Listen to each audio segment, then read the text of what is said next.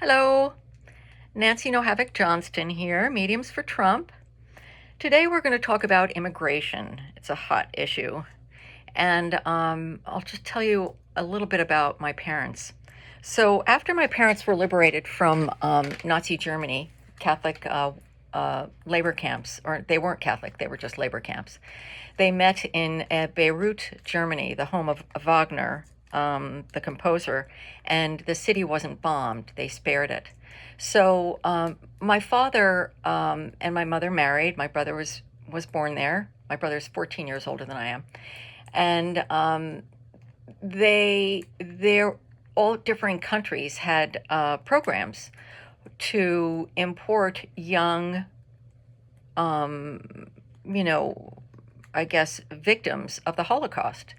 And so Australia, Canada, the US were accepting immigrants, and they had programs. And I think the US had like two or 300,000 per year. And back in like 49, 48, 49, 50, 51, that's a lot of people. So my father was first accepted to Australia. He didn't want to go. He said, "No, I want to go to America." He then was accepted to Canada. He said, "No, I want to go to America." And he finally, in 1951, they were accepted to America. They had a sponsor. The sponsor was a photographer. My father had to work a year for free for him. So, was he a slave or an indentured servant? One could say. But that was the program. You had to come here and work for free, prove yourself that you were committed to being a good citizen. So they came over. They lived in Little Czechoslovakia, which was on the Upper East Side, I think in the 70s in Manhattan. So they were dirt poor. They had no money. Zero money. There was no money to help them. They didn't speak English. My brother had to beg for food, and he did on the streets of Manhattan.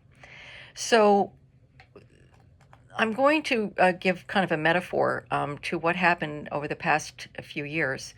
Not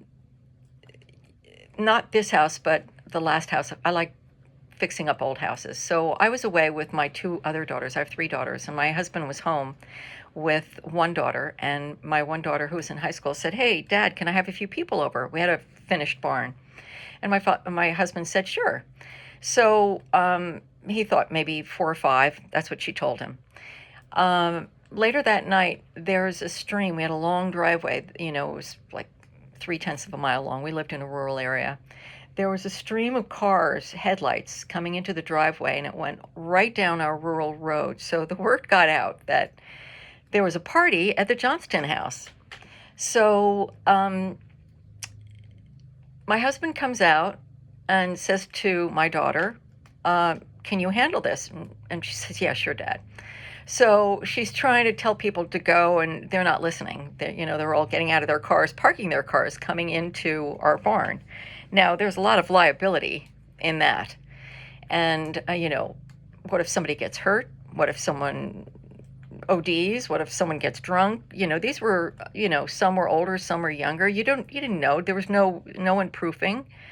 So it wasn't until the adult in the room, my husband, came out and said, he's like, "Everybody turn around, party's over." It didn't even begin, but everybody had to go home. So the migrants who came over, someone, again, we don't know if it was Biden because he was non compos mentis. There was a concerted effort with USAID who paid these NGOs to give these people cards, and they funded their way over the border. Border Patrol was doing their best, I think. Some were looking the other way. There are at least 300,000 missing children, but they all made their way here with a promise of who made it.